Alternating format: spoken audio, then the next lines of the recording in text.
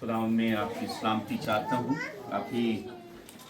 काफ़ी दिनों से बहन जी से रब्ता है और बातचीत होती है कि हम मिलेंगे। बीच में हर्डल्स भी आए, जैसे वो बता रही थी कि कैंसिल कर दें, लेकिन होता वही है जो खुदा चाहता है और उसकी मर्जी होती है। मैं, मेरी मिसेस, मेरी फैमिली भी खुदा की मर्जी के मुताबिक यहाँ पर हैं और खुदा का शुक्र है कि हम उसकी ताबेदारी में, सबसे पहले एक दूसरे की ताबेदारी में, मैं और मेरी मिसेस, जैसे बहन जी सिखा रही थी कि औरत के बारे में बहुत है इमसाल की किताब में, हम सब जानते हैं, है ना। लेकिन आज हम गौर करेंगे फर्मा बरदारी क्या है, और ऐसी एक शख्सियत से हम फर्मा बरदारी सीखेंगे जिसने फर्मा बरदार रहते हुए अपने आप को ही दे दिया। कौन है वो? यीशु मसीह, है ना। कौन? यीशु मसीह, इकलौता बेटा जो मेरे लिए और आपके लिए इस दुनिया में आया। आइए मेरे साथ निकालिए थोड़ी देर के लिए इब्रानियों के नाम पौलुस रसूल का खत, उसका 5वां बाब, 7वीं, 8वीं, 9वीं और 10वीं 4 आयत हम पढ़ेंगे इस हिस्सा में से, और फिर इस पर थोड़ी देर के लिए हम गौर करेंगे कि खुदा मेरी और आपकी ज़िंदगी से क्या चाहता है और हम कैसे मिलकर आगे बढ़ सकते हैं एक दूसरे के साथ, कैसे एक दूसरे की ताबेदारी में रहते हुए हम खुदा के कलाम को और उसकी गवाही को आगे बढ़ा सकते हैं। 7वीं आयत, 5 बाब इब्रानियों का खत, जिसको पौलुस रसूल के नाम से मंसूब किया गया, लेकिन अभी तक वाज़ेह नहीं है क्योंकि इसका जो तर्ज तहरीर है वो ज़रा फ़र्क किस्म का है। पौलुस रसूल के बाकी जो खतूत हैं वो ज़रा फ़र्क अंदाज में है, फ़र्क तहरीर है, और ये बड़ी एक डीपली, या लेकिन जो भी है, आलमों ने, हमारे आलमीन ने इसको मंसूब किया पौलुस रसूल के ख़त से। पौलुस रसूल ने ही लिखा, उन्होंने इसके नाम से इसको यहाँ पर मेंशन किया। सो आज हम गौर करेंगे इस पर। कहा जाता है कि अगर किसी मसीही ने ये जानना है कि हम नजात कैसे पाएं, तो उसको इब्रानियों का खत पढ़ना चाहिए, है ना। ये टोटल जो है नजात पर, छुटकारे पर, मखलसी पर लिखा गया है, और इसका तर्ज तहरीर मुझे बड़ा पसंद है। और जब बहन जी ने मुझे कहा कि आप ओबीडियंस पे मैसेज प्रिपेयर करें और ज़रूर शेयर करें, तो ये मेरे लिए भी बड़े ऑनर की बात थी, और मैं शुक्रगुजार हूँ अपनी बहन का, जो इतनी दूर से बोझ रख के, जब से हमारा टेलीफोनिक रब्ता है जूम मीटिंग में, तो वो कहती है जी हम मिलेंगे और मिलकर इस काम को आगे बढ़ाएंगे। तो ये सारा जलाल किसके नाम को है? यीशु के नाम पे। 7वीं आयत में पढ़ूंगा, लिखा है, उसने अपनी बशरियत के दिनों में जोर जोर से पुकार कर और आंसू बहा बहा कर उसी से दुआएं और इल्तिजाएं की जो उसको मौत से बचा सकता था, और खुदा तरसी के सबब से उसकी सुनी गई, है ना। मैं कलीसिया में सिखा रहा था, जब मैंने ये पढ़ा तो एक लेडी ने मुझे कहा कि किंज सुनी गई पादरी साहब, यीशु मसीह को उन्होंने सलीब पे टांग के मार छड़िया। मैंने कहा यही उसकी बख्शिश थी मेरे लिए, उसके लिए भी, और उसको वो नाम, उसको वो जलाल बख्शा जो सब नामों से आला, सब नामों से बुलंद है, सब नामों से अफजल है, और हकीकी मानों में मेरे लिए और आपके लिए मखलसी, छुटकारे और नजात का सबब है। तो मैंने कहा इसलिए उसकी सुनी गई। लिखा है खुदा तरसी के सबब से उसकी सुनी गई, और बावजूद बेटा होने के, ये अगला हिस्सा है, बावजूद बेटा होने के उसने दुख उठा उठा कर क्या किया?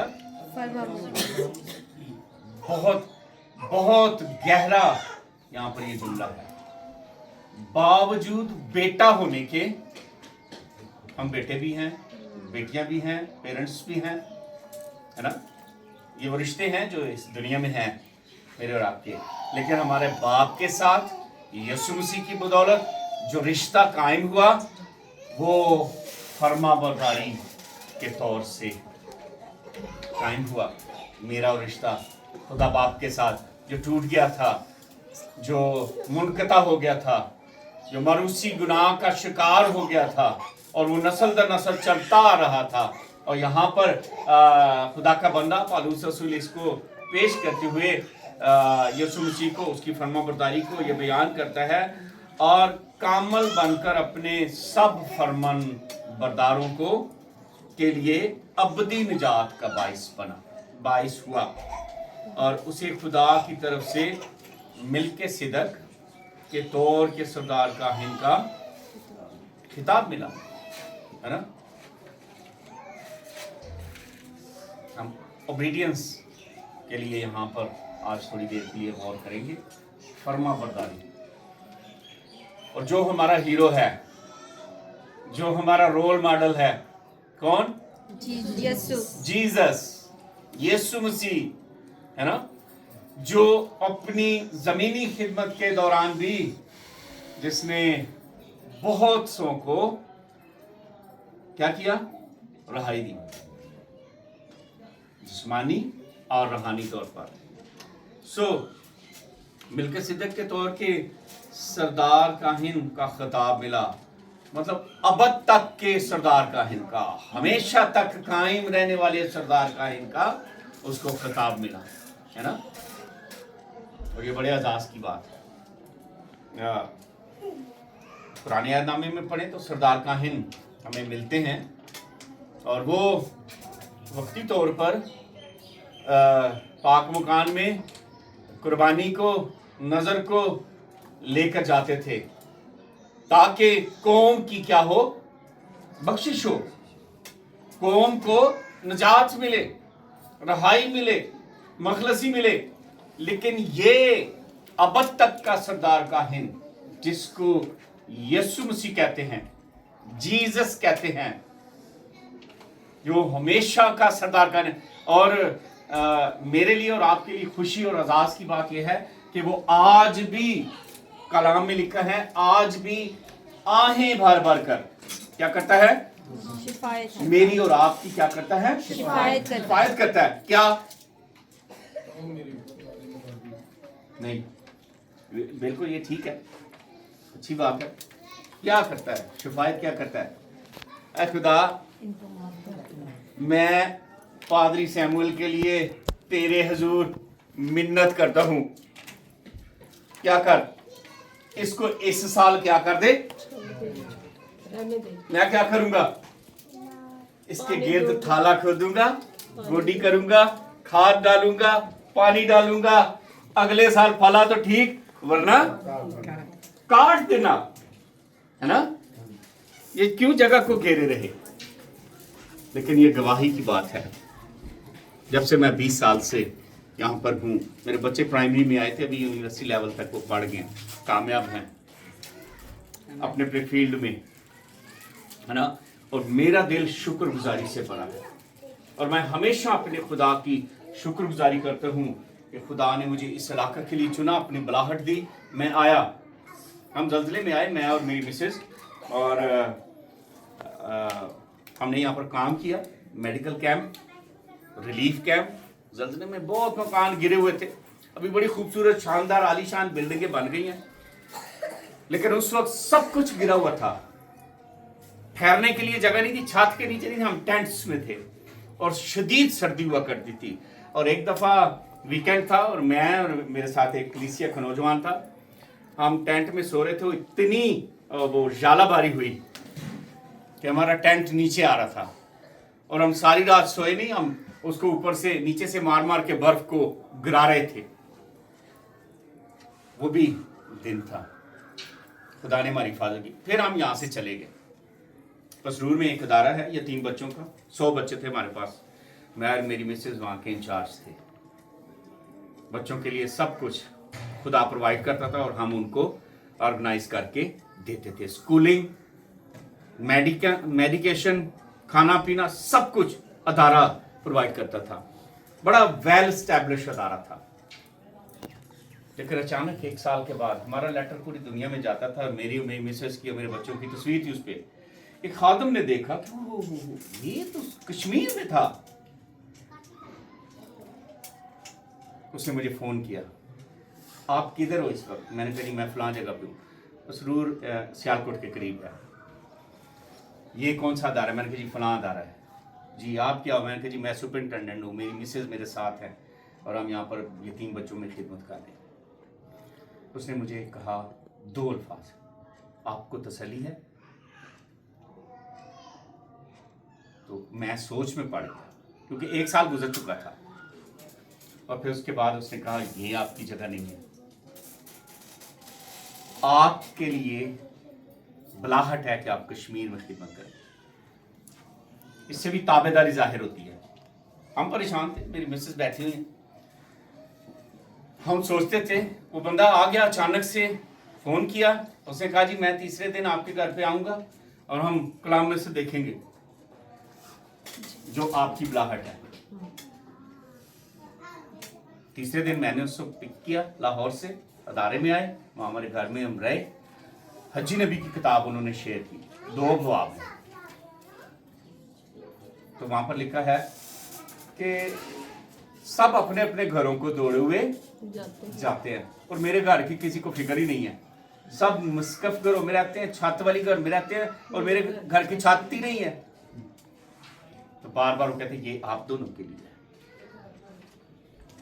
3 दिन गुजरे, हम ससुरपान में थे कि अब क्या करें। उन्होंने बार बार कहा कि रिजाइन करें इसको, यहाँ पे कोई और काम कर सकता है लेकिन कश्मीर में सिर्फ आप काम कर सकते हैं। Praise God. हमने फैसला किया कि हमें दुआ में झुकना चाहिए। हम अपने बेडरूम में 4 घंटे के लिए हमने कुछ नहीं खाया, कुछ नहीं पिया, पाक रूह की हुजूरी मांगी। और दुआ करने से पहले हमने सोचा कि दुआ के बाद जो भी फैसला होगा हम उस पर आमीन करेंगे। मैंने मिसेस को कहा, मिसेस ने मुझे कहा कि जी तुसी फैसला करो या मैं फैसला करूं, उस पर हम आमीन करेंगे। 4 घंटे हमने घुटने के बल होकर हमने कहा खुदावंद ये यतीम बच्चे हैं, इनको हम छोड़ते हैं तो एक बार फिर यतीम हो जाएंगे, क्योंकि अभी वो हमें मामा पापा कहते थे। 1 साल के बाद दुआ जैसी ख़त्म हुई, मिसेस ने कहा जी मैं आपके साथ जाने के लिए तैयार हूँ। कहाँ पे? कश्मीर जाने के लिए। मैंने कहा जी ठीक है, हम आज ही रिज़ाइन करेंगे। जो अदारे का ऑनर था उसने रिज़ाइन कबूल नहीं किया। उसने कहा मैं आऊँगा। मैंने कहा मैं आपके हैंड ओवर करूँगा क्योंकि सब कुछ मेरे उस पर था, अकाउंट्स मेरे मेरे उसमें आते थे पैसे और सब कुछ। तकरीबन 70 लाख का बजट था, 65 से 70 लाख का बजट सालाना। ये 2006 की बात, अर्थक्वेक के बाद। जब हमने फैसला किया, वो पर्सन आया, फिर हमने खुदा हाफिज़ कहा, कीज़ उसको दी, अकाउंट्स उसको दिए, एवरीथिंग जिस तरह मुझे मिला हमने उसी तरह दिया। और उसने कहा यही बात फ़र्क है आप में कि आप दूसरे लोगों से फ़र्क हैं। मैं आपके लिए दुआ करूँगा क्योंकि जहाँ कलाम काम करता है वहाँ पर कोई गुलामी नहीं है। आप 1 साल मेरी फर्माबरदारी की है, अच्छी तरह काम किया है, आप जा सकते हैं, मैं आपके लिए दुआ करूँगा। उस वक्त से आज तक हम यहाँ पर हैं और खिदमत कर रहे हैं और खुदा बड़े मौजज़ात दिखा रहा है। ये फ़कत मैं ये बताना चाहता हूँ कि ये फर्माबरदारी के तौर से हमने जाना, मैंने जाना, हमने सरेंडर किया अपने आप को, हमने शान शौकत को नहीं देखा। हमने कहा खुदावंद हम तेरे कलाम पर एग्री करेंगे, ओबे करेंगे, फर्माबरदारी करेंगे और हम जाएंगे आपकी खिदमत, आपके कलाम को लेकर। वहाँ पर शुरू में आए, हम किराए के मकानों में, बड़ी मुश्किल थी। जो पहला मकान हमें मिला उसका फर्श टीवी लॉन्च से ऐसे वो दरारें थी, उसमें ऐसे घुमा हुआ था। तो हमने कहा हम काम करेंगे। आफ्टर शॉक भी आते रहे लेकिन खुदा ने हमें संभाला। Praise God. हम बेसमेंट पे थे, 2 पोर्शन हमारे ऊपर थे, तो बड़ा डर लगता था कि बच्चों समेत हम इसमें दफन हो जाएं, लेकिन खुदा ने हमें संभाला। Praise God. आज मैं ये कह सकता हूँ कि 140 बैप्टिज्म हमने दिए हैं। Praise ये God. मेरी बड़ाई की बात नहीं है, ये मेरे खुदा के नाम को जलाल है। और बड़ाई जो है वो मेरी मिसेस के नाम की है, क्योंकि ये उनका फैसला है। दुआ के बाद उन्होंने कहा मैं आपके साथ जाने के लिए तैयार हूं। जब मुझे पुश हुआ तो मैंने जान लिया कि अब मुझे फैसला करना इजी है। हम दोनों ने एक दूसरे की ताबेदारी की और ये कलाम हमारे सामने रहा हजी नबी की किताब के साथ साथ। हमने कहा खुदावंद हम तेरी फर्मा बरदारी करें। हमारे अजीज रिश्तेदार बहन भाई सब नाराज हो गए। ओ इतनी अच्छी सीट छोड़ के, आपके पास गाड़ी थी, आपके पास बच्चों के पढ़ने की सारी सहूलियात थी, आपके पास बंगला था, शान और शौकत थी, आपके नीचे 25 लोग काम कर रहे थे जो ताबेदारी से काम करते थे, है ना। हाई स्कूल भी था उन्हीं बच्चों के लिए, वो भी हमारे अंडर था, एक ही कंपाउंड में, और 100 बच्चों को रात दिन हम देखते थे और कभी बीमार नहीं पड़े हम। जब से यहाँ पर आए हैं खुदा अब तक हमें संभाल रहा है। ये सिर्फ और सिर्फ फर्मा बरदारी की तौर से है। यहाँ पर लिखा है उसने अपनी बशरियत के दिनों में, हम भी अभी बशरियत के दिनों में है ना, जिस्मानी तौर पर बशर हैं हम, उसके लोग हैं, है ना, उसकी चरागाह की बेड़े हैं। उसने अपनी बशरियत के दिनों में जोर जोर से पुकार कर और आंसू बहा बहा कर उसी से दुआएं और इल्तिजाएं की जो उसको मौत से बचा सकता था, और खुदा तरसी के सबब से उसकी सुनी गई।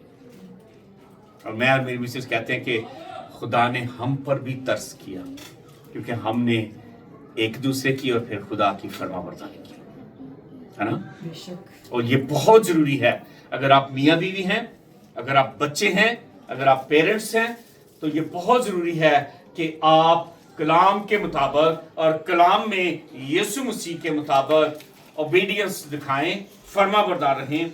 अच्छा, फर्मा बरदारी के उल्ट क्या लफ्ज है? नाफरमानी, है ना। अभी ये आप पर डिपेंड करता है कि आप किसको चुनेंगे, फर्मा बरदारी को या नाफरमानी को। खुदा कैसे आपके साथ शामिल हाल होकर, और अगर मैं बताना शुरू करूं इन 20 सालों में जो गवाहियां, जो मौजज़ात, जो तजर्बात हमारे हुए, तो वक्त कम पड़ जाएगा, क्योंकि ये सारा जलाल खुदा के नाम को है, सैमुअल के नाम को नहीं है। हालेलुया। बेनेडिक्टा सैमुअल के नाम को नहीं है। हालेलुया। इन दोनों ने तो एक दूसरे की ताबेदारी की, हालेलुया, ओबीडियंस दिखाई, खुदा के सामने झुक गए, दुआ की। अब मैं ये कहता हूँ, कभी कभी मैं जाता हूँ नीचे वाले गेट के पास, मैं नीचे बैठ जाता हूँ, तो मुझे लोग देखते हैं, मैं दिल में दुआ खामोशी में कर रहा हूँ और पाक रूह मुझे गाइड कर रहा होता है। एक वक्त था हम दुआ कर रहे थे पूरा चर्च के, खुदा नीलम के दरवाजों को हमारे लिए खोले। तो फिर एक ऐसा रास्ता खुदा, हम एक ऐसी जगह पे 2 लोग जाया करते थे, एक डीकन था, मैं, वो भी यहाँ से शिफ्ट हो गए। तो उन मोड़ों को देखकर, टेढ़े तिरछे मोड़ों को, एक ऊंची जगह पर खड़े होकर हम दुआ मांगते थे, खुदावन ये रास्ते, ये दरवाजे हमारे लिए खोल दे। खुदा के फजल से, खुदा के कलाम के मुताबिक ऐसे दरवाजे खोले। नीलम में दवारियां एक जगह का नाम है, वहां पे नौजवान एडवोकेट है, वो मेरे बेटे का रेडियो मिनिस्ट्री में शागिर्द है। मेरा बेटा फीबा रेडियो के साथ मुंसलिक है, जो पिंडी में बेस्ड है।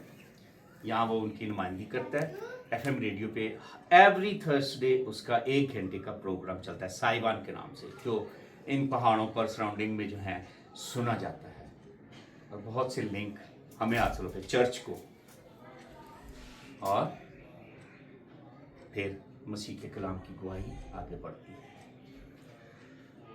और मैं बताना चाहता हूँ थोड़े अल्फाज में, ज़्यादा में नहीं, कि अभी वो नौजवान एडवोकेट नए ऐदनामे का तर्जुमा कश्मीरी ज़बान में कर रहा Oh, praise God.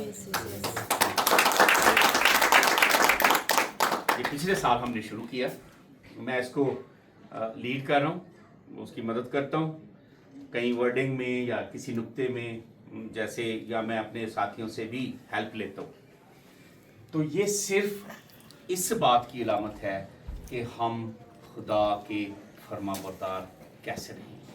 ठीक है, यीशु मसीह जो हमारा रोल मॉडल है, जो हमारा मेन जिंदगी का सरचश्मा है, उसके बारे में लिखा है कि और बावजूद बेटा होने के उसने दुख उठा उठाकर फरमाबरदारी सीखी। हमने क्या दुख उठाया, मैंने और आपने, है ना? क्या दुख उठाया? कुछ भी नहीं। हमें तो सजी हुई मेज फूलों की मिल गई कि आओ मेरे बाप के मुबारक लोगों, वो बादशाही मिरास में लो जो बनाए आलम से पेशतर तुम्हारे लिए। कितनी खूबसूरत बात है। और इसके लिए मैंने कोई मेहनत नहीं की, यीशु मसीह ने दुख उठाया, यीशु मसीह फरमाबरदार रहा है, यीशु मसीह ने ओबीडियंस दिखाई अपने बाप की। एक वक्त में बाग गतसमनी में यीशु मसीह ने कहा, ऐ बाप अगर हो सके तो क्या हो, ये प्याला मुझसे टल जाए। क्या हुआ? उनको नजर आया कि ओ हो, अभी ये फरमाबरदारी की बात है। फौरन क्या कहा? तो भी जैसे तेरी मर्जी पूरी हो, मेरी नहीं बल्कि तेरी मर्जी पूरी हो। मैं तेरी फरमाबरदारी में रहकर इस दुनिया की नजात का, मखलसी का, छुटकारे का बाइस बनूं। Hallelujah, hallelujah. ये सारा इज्जत और जलाल किसके नाम को है? यीशु के नाम। हम ही अपने झंडे गाड़ते रहते। पादरी श्यामू ने बड़ा तीर मार लिया, है ना? मैं मेरी मिसेस, हम दोनों खुदा की फरमाबरदारी में रहते हुए चाहते हैं कि अब हम बुजुर्गी में हैं। पिछले साल से मेरी मिसेस ब्रेस्ट कैंसर के मर्ज में मुब्तला हैं, लेकिन अभी वो आपके दरमियान में बैठी है। और ये भी फरमाबरदारी के तौर से हमें खुदा ने बचाया। मुझे नहीं पता कहाँ से रिसोर्सेज आए, क्योंकि ये बड़ा महंगा इलाज है। आप तो डॉक्टर, आपको पता है ना? मुझे नहीं पता। मेरे अकाउंट्स में पैसे ये आपके लिए हैं, पादरी साहब ये इस टेस्ट के लिए हैं। मेरे दोस्त हैं कराची में हैं, उन्होंने मुझे कहा जी मैं ब्लू एरिया में हूँ इस्लामाबाद, और आप कहाँ हैं? मैंने कहा जी मैं भी यहाँ पर हूँ। और उस दिन हमारे पास एक टेस्ट था, उसके लिए 30,000 हमें चाहिए थे, 12,000 हमारे पास थे, 2,000 हमारी गाड़ी के फ्यूल का और 40,000 में वो टेस्ट था। तो उन्होंने कहा जी आके मुझसे मिलें, हम इकट्ठे चाय पियेंगे फलां होटल में ठहरे हुए। हम गए और बिल्कुल एक कोने में वो होटल है और उसके आखिरी कोने में एक्सेल लैब है जहां पर वो टेस्ट होना था। उन्होंने लिफाफे में डाल के 30,000 मुझे दिए कि पाजी साहब ये आपकी मिसेस के इलाज के लिए है। 12,000 मेरे पास थे, 2,000 का मैंने पेट्रोल डलवा लिया अपनी गाड़ी में, 40,000 पूरे थे। Praise God. Thank you, Jesus. मैं दिल से मैंने शुक्रगुजारी अदा की, खुदावंद ये सिर्फ और सिर्फ तेरी तरफ से है। और मैं निकम्मा हकीर बंदा तेरी खिदमत करता हूँ, तू मेरे लिए क्या कुछ करता है। और अगर हम सोचे तो यीशु मसीह ने आगे लिखा है 9वीं आयत में, और कामल बनकर अपने सब फरमाबरदारों को, किनके लिए? फरमाबरदारों को। पूरा पढ़े ना, अपने और कामल बनकर अपने सब, किसी को छोड़ना नहीं है, सब फरमाबरदारों को। ये नहीं कि सैमुअल को छोड़ दिया और बेनेडिक्टा सैमुअल को ले लिया, नहीं, सब फरमाबरदारों के लिए अबदी निजात का बाइस हुआ मेरे अजीजों। और फिर उसको खिताब क्या मिला? अबद तक के सरदार काहिन का, जिसको कहते हैं यीशु मसीह सबसे बड़ा सरदार काहिन। जितने भी सरदार काहिन गुजरे हैं बनी सिंह में, उन्होंने जानवरों की कुर्बानियां गुजारी, जानवरों का खून पेश किया। यीशु मसीह ने अपनी कुर्बानी दी, इसलिए इसको मिल्के सिदक के तौर के सरदार काहिन का खिताब मिला, क्योंकि वो फर्माबरदार रहा। और अगर हम फिलिपियों के खात में पढ़ें, दूसरे बाब की 8वीं आयत, पहली आयत से अगर पढ़ें तो वो तसल्ली है जो यीशु मसीह में हमें मिलती है।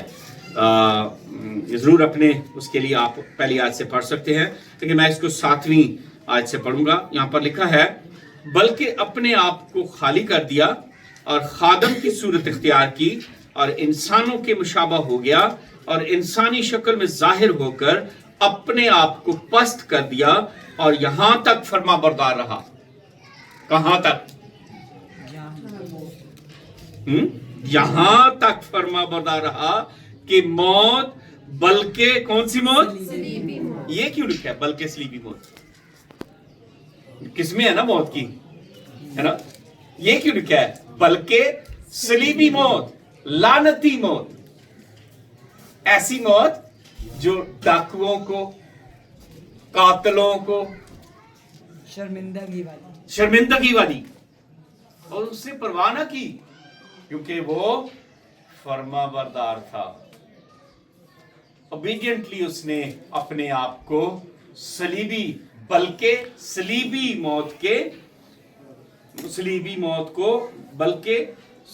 मौत गवारा की। इस वास्ते खुदा ने भी उसे बहुत क्या किया? सरबराह किया। किस वजह से? फर्माबरदारी फर्माबरदारी से, है ना? वो फर्माबरदार रहा आखिर तक। अब इब्लीस ने कहां नहीं उसको आजमाया। हम क्या करते हैं? हम गिर जाते हैं, हमारा सब्र टूट जाता है ना? याकूब के खात में पढ़े, हमारा सब्र पूरा होने से पहले ही खत्म हो जाता है ना? और यहां पर लिखा है कि इस वास्ते खुदा ने भी उसे बहुत सरबुलंद किया और उसे वो नाम बख्शा जो सब नामों से हालेलुया। हालेलुया। क्यों?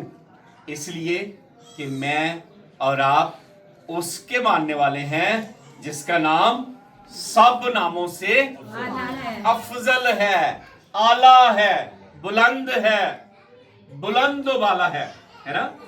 वजह क्या है? क्यों बुलंद वाला है? फर्माबरदारी। वो फर्माबरदार रहा, मौत, बल्कि सलीबी मौत क्या की? गवारा की। और फिर आगे लिखा है, और उसे वो नाम बख्शा जो सब नामों से आला है, ताकि यीशु के नाम पर हर एक घुटना झुके, ख्वा आसमानियों का हो, ख्वा जमीनियों का, ख्वा उनका जो जमीन के नीचे हैं, और खुदा बाप के जलाल के लिए हर एक जबान इकरार करे कि यीशु मसीह खुदावंद है। क्यों खुदावंद है? क्योंकि वो फर्माबरदार है अपने आसमानी बाप का। तो मुझे और आपको कहां तक उसकी फर्माबरदारी में जिंदगी गुजारनी चाहिए? अभी दुनिया में हलचल मची हुई है ना? और आप यकीन जाने, बहन जी अक्सर मुझे मैसेज करती रहती हैं, मैं भी ग्रुप में हूं तो मैं भी आपके मैसेज पढ़ता हूं, भले जवाब ना दूं लेकिन जरूर मैं पढ़ता हूं।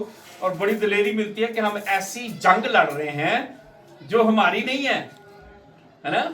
वो लड़ने वाला वो है और उसने सब कुछ हमारे हाथ में कर दिया है। सिर्फ इस एक लफ्ज को हम समझ जाए कि हम अपने खुदा और यीशु मसीह के फर्माबरदार रहें, ओबीडियंटली अपनी जिंदगी को गुजारे, दिखावे के लिए नहीं कि असी बड़े, मैं अपनी बीवी का बड़ा ताबेदार, बीवी कहे मैं अपनी बंदे की बड़ी ताबेदार, फर्माबरदार है नहीं। मेरे अजीजों, खुदा क्या चाहता है? क्या हमने उस खास वक्त को पहचाना है जब आज अफरा तफरी है, पूरी दुनिया में हलचल मची हुई है, हर एक जगह पर मुख्तलिफ। लेकिन जब आप सोचें, कभी तसव्वुर करें, जब आप बाइबल पढ़ते हैं, हालात जैसे भी हों, एकदम से आपको तसल्ली, इत्मीनान मिलता है। और फिर यीशु मसीह की जिंदगी जो फर्माबरदार जिंदगी थी, जिसने ओबीडियंटली अपनी जिंदगी सलीबी मौत के हवाला की और उसको वो नाम बख्शा गया जो सब नामों से आला। और फिर वजह ये थी कि और खुदा बाप का के जलाल के लिए हर एक ज़बान इकरार करे कि यीशु मसीह क्या है, खुदा। वो मेरे लिए और आपके लिए इस दुनिया में आया, ताबेदार रहकर, फर्माबरदार रहकर उसने मेरा और आपका कफारा दिया है यीशु। बस इस एक लफ्ज को अपने लिए चुनिए, फर्माबरदारी। अगर आप बेटी हैं आपके लिए भी है, बीवी हैं आपके लिए भी है, या आप बेटे हैं आपके लिए भी है, खामंद है, बाप है, दादा हैं, दादी हैं, आप सबके लिए है ना। मैं खुदा के फजल से दादा भी हूं।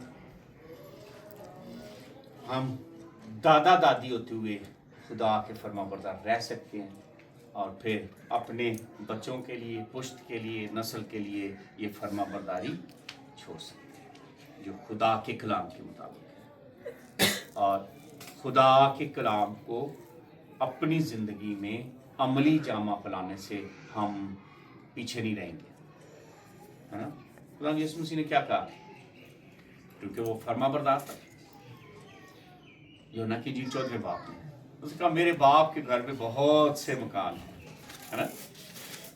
वो आप देखते हैं ना शहरों में लिखा होता है मकान किराए के लिए खाली है, ये वही बात है ना।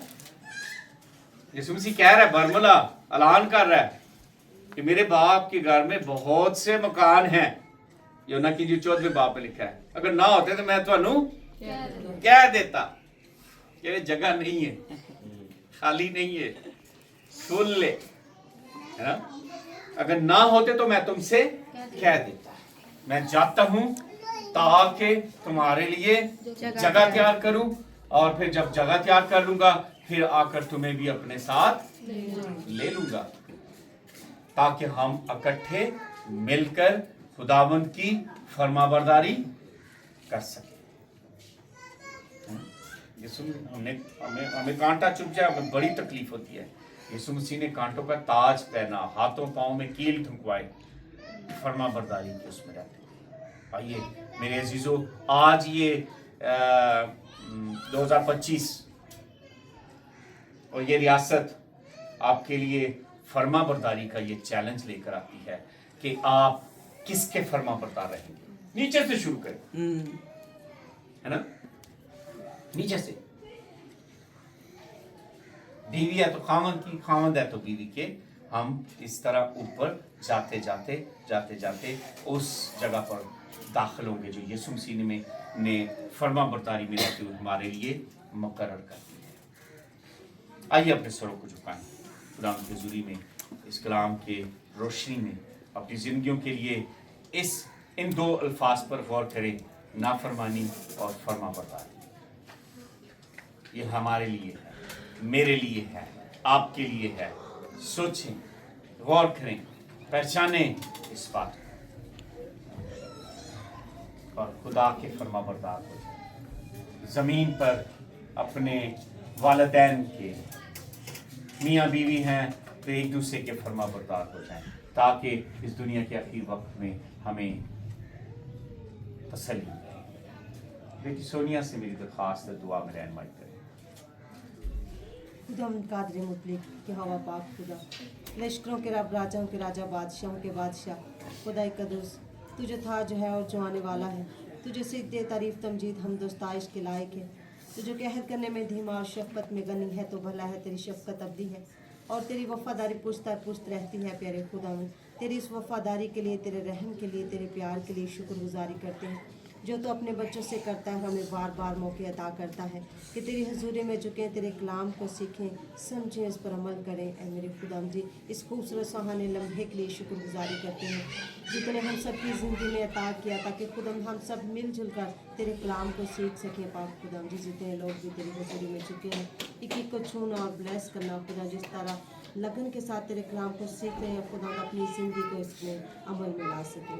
ऐ पाक खुदा जो तेरे कलाम में से बात सीखी है कि हमें फर्माबरदार रहना सिखा दे, ताकि खुदा हम तेरी तरह फर्माबरदार रहते हुए, तेरे हुक्मों पर अमल करते हुए, तेरे हुक्मों पर अमल करते हुए खुदा हमेशा की ज़िंदगी हासिल कर सके।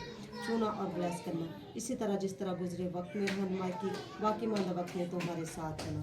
इससे ये सब कुछ मांगते और पा लेते हैं तेरे मीठे जलाली और बाबरकत नाम के वसीला से, आमीन। मसीह में आप सबकी सलामती हो। आप हमेशा खुदा की फर्माबरदारी में रहें। हालेलुया। आइए बहन जी।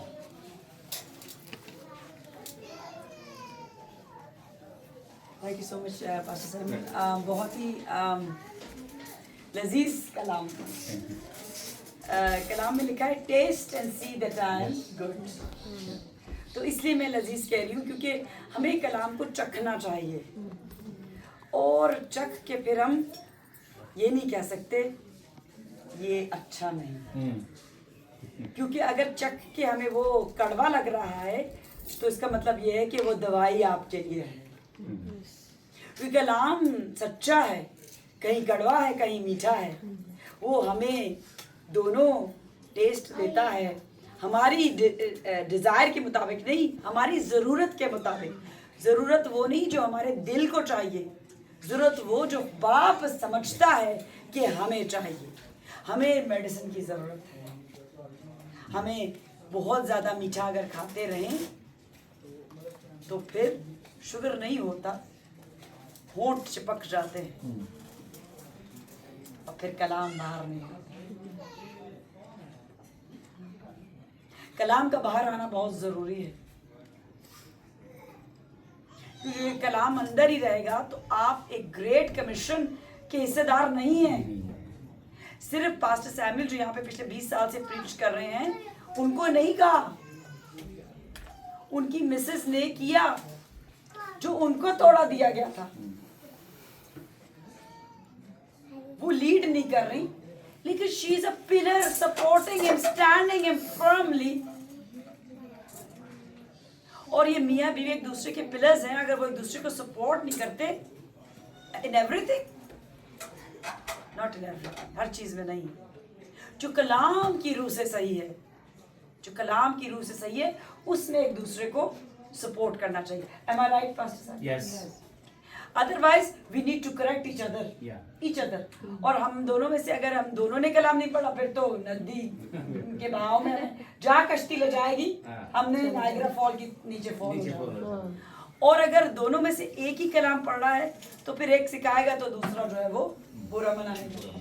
और दोनों अगर दोनों ने कलाम पढ़ा है तो दोनों बातें भेद की एक दूसरे को बता सकते हैं, क्योंकि जरूरी नहीं है कि एक ही को सारा का सारा कलाम मिल जाए। लेकिन जिसको अथॉरिटी रूह में और गोश्त में होती है उसको ज्यादा कलाम मिलता है। सो अथॉरिटीज पहचाने।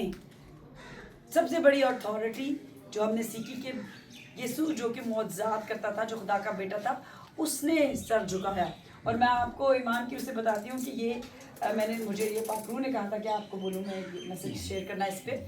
और मैं पिछले 3 साल से ही टीच कर रही हूँ और 31 साल मेरे थे लर्निंग के।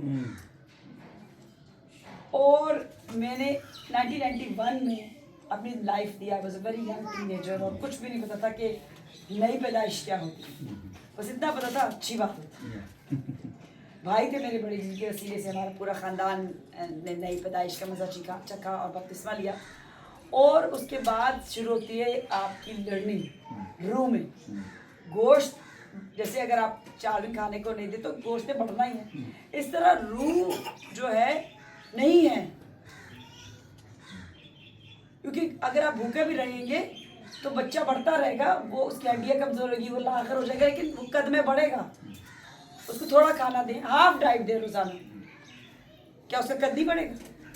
बढ़ेगा, वो लाखर हो जाएगा। इसी तरह से रूह है कि जब नया बपतिस्मा होता है तो आपने खुराक लेनी है। और खुराक हमें कहाँ से मिलती है? कलाम से। अगर हम खुराक नहीं लेते तो फिर हम रूह में क्रिपल हो जाते हैं, अपाहज हो जाते हैं। और जो रूह में अपाहज हो जाता है वो जितना भी जोरावर हो फ्लैश में, जिस्म में, वो रूहानी जंग हार जाएगा। और जो रूहानी जंग हार गया तो जिस्म किस काम का, किसी भी काम का नहीं, क्योंकि जिस्म तो कमजोर है, रूह मुस्तैद है। तो before I leave and we will start with other things, I am telling you, हम तो यहाँ जाग रहे हैं और जो नहीं जाग रहे या कम जाग पाते हैं, मैं उनको झिझोड़ती हूँ। Wake up, wake up, Jesus coming soon. आप इधर उधर नजर करें, सब जो लिखा है वो पूरा हो रहा है।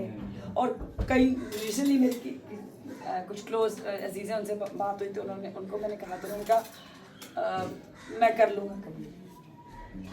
हम में से कौन जानता है कि हमारी आखिरी सांस किस दिन होगी, किस सेकंड होगी? तो फिर अगर हम कहें कि हम कल कर लेंगे, तो कल क्या हम गारंटी के साथ कह सकते हैं कि हम देखेंगे? मेरी मदर सोते में इस चली गई। So we never know, tomorrow may never come. So today, this is the day that the Lord has made and I will be glad and rejoice in it. It doesn't say tomorrow will be the day and I will rejoice and I will be glad in it. He is in present. He is not in tomorrow or yesterday. He is the God of today because He lives in eternity. There is only today in eternity. There is no yesterday and tomorrow in eternity. हम today, yesterday, today and tomorrow में बांध दिए गए हैं disobedience की वजह से। एक लॉ था, obedience शो कर दी, फल नहीं खाना। तो 31 साल के बाद 3 साल में प्रीचिंग होते हो गए, प्रीच करते हो गए, और अक्टूबर में मुझे पाकू ने कहा कि मैं वंस अ वीक जूम पे प्रीचिंग करती थी कि जी 6 दिन मुझे दो, 6 दिन प्रीच करना है और जिस पे बोलना है वो मैं बताऊंगा। And it started in October from obedience. Such is the importance of obedience. कौन सा माँ बाप चाहते हैं कि हमारा बच्चा डिसोबीडियंट हो, हमें आगे से जवाब दे, बदतमीजी करे, गाली गलौज करे? कोई भी नहीं चाहता। तो हम तो बदतमीज तरीन औलाद हैं क्योंकि हमारा बाप है आसमानी बाप, और वो हमें कैसा देखना चाहता है? Who is the example? Jesus. Who is like Jesus? हम इसी में खुश हो जाते हैं, वो मर गया, मुझे रसबास कर गया, सैल्वेशन मिल गई, I am saved.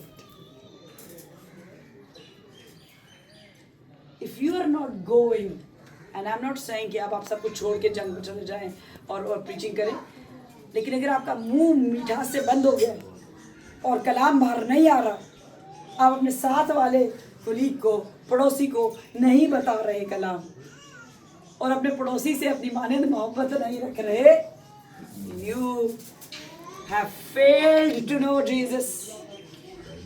आप सिर्फ अच्छा खाना चाहते हैं, फल, salvation मिल गई, बस good, I will die, I will go to heaven. But I'm telling you, there are awards, there are crowns. क्यों पास जी सही है कलाम में लिखा है? तो जितना गुड़ डालेंगे उतना मीठा, तो उसके लिए फिर दौड़ जरूरी है। दौड़ेंगे नहीं तो फिर जीतेंगे कैसे? कुछ लोग बहुत स्वस्थ होते हैं, कहते हैं इतनी गर्मी है कौन दौड़ेगा, इनको दौड़ने दो, मुझे दौड़ने का शौक ही नहीं। इसको दौड़ने का शौक नहीं, उसको इनाम भी नहीं मिलेगा। तो अच्छी लड़ाई लड़े, fight the good fight of faith, because faith, Hebrews 11, it is impossible to please God without faith. क्योंकि हम सबसे अच्छी चीज है, सबसे अच्छा फल कौन सा है? नंबर 1 फल कौन सा है? मोहब्बत। कौन ऐसी मोहब्बत कर सकता है जैसे कि बाप ने हमसे की कि अपना इकलौता बेटा बख्श दिया? कौन कर सकता है? कोई नहीं। तो उसके बाद क्या चीज आती है? नहीं, क्या चीज आती है जो हम खुदा को शो कर सकते हैं कि हम तुझसे प्यार करते हैं, क्योंकि प्यार तो उसने दिखा दिया, अब हम प्यार नहीं दिखा सकते उसको। Obedience. Faith. Without faith, it is impossible to please God. तो हम मोहब्बत से उसको खुश नहीं कर सकते, क्योंकि उस जैसी मोहब्बत हम कर नहीं सकते। तो हमें दूसरे नंबर पे चीज है जो उससे हमें खुश कर सकते हैं उसको, वो है ईमान। और ये ईमान की जंग है। और सोल्जर आर्म्ड हुए बगैर, अपने पूरे वेपन्स पहने बगैर अगर वॉर में जाएगा, जो बहुत ज्यादा बहादुर समझता है अपने आप को, कई बहादुर सिपाही हैं, कलाम नहीं पढ़े उन्होंने, लेकिन वो जंग में जा रहे हैं, वो जीतेंगे कैसे? उनको ये नहीं पता कहाँ पे अब कपड़े कैसे हैं वॉर के और कौन से कपड़े, तो वो जीतेंगे। तो मैं सोल्जर्स तैयार कर रही हूँ, तो कल आपको पूरे कपड़ों का बताया जाएगा। आप सारे कपड़े हो सकता है ना पहन के जाएं, लेकिन आपको पता होना चाहिए ताकि आप उनको नेक्स्ट टाइम वॉर में जाएं तो पहन के जाएं, अदरवाइज यू विल फॉल। आज आपने देखा deliverance. I am not scared of Lucifer. I fear God, and that's only one person that God. I'm not scared of anyone. I do not fear anyone. आपको भी डर नहीं होना चाहिए किसी का। डर के जो काम होता है वो इसलिए होता है कि सजा मिलेगी। और रिलीजन्स में डर पैदा किया जाता है क्योंकि दोज़ख में डाल दिया जाएगा, ये नहीं किया तो दोज़ख में डाल दिया जाएगा। और दूसरी टाइम में लालच दिया जाता है। हमें लालच नहीं दी जा रही और ना ही हमें डर पैदा किया जा रहा है दोज़ख का। हमें तो बोला जा रहा है कि बस मुझसे प्यार करो, मुझ पे ईमान रखो, मैं हूं ना, मैं हूं ना। The battle is the Lord's. David ने क्या कहा था? गोलियत 9 फुट का था, मुश्किल से वो 5 फुट का था। वो कैसे बहादुरी के साथ आगे उसने क्या कहा कि डेविड ने जंग जीतनी है, मैं बहुत अच्छा हूं, मैं तो शेर पार करा, आज भी मैं इसको कर डालूंगा, मैं सब कुछ कर सकता हूं। No, the battle is the Lord's. तो उसको आगे रखे, उसके पीछे चले, कदम से कदम मिला के। बहुत सख्त जंग है, हमारा ओपोनेंट बहुत चालाक है, isn't it? So, चालाक ओपोनेंट को आप चालाकी से नहीं हरा सकते, आप ह्यूमिलिटी से हरा सकते हैं। So be humble, stay tuned for the next sessions, ताकि आप भी लर्न करें घर बैठे। और फिर घर बैठे अगर आप बाहर नहीं निकल सकते तो मुंह खोलें, किसी को बताएं। He's the word of God and is coming soon. Hallelujah. Hallelujah. God bless you and you too.